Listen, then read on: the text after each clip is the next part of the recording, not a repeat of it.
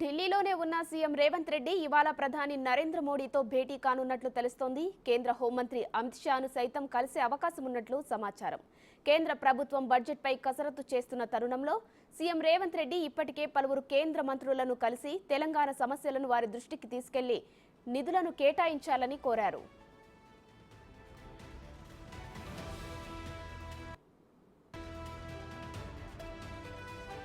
రాష్ట్రానికి ఇప్పటి వరకు కేంద్రం అందించిన సాయానికి ధన్యవాదాలు తెలిపి వచ్చే బడ్జెట్లో పొందుపరచాల్సిన అంశాలపై సీఎం రేవంత్ రెడ్డి ఇద్దరు నేతల దృష్టికి తీసుకెళ్లే అవకాశం ఉంది.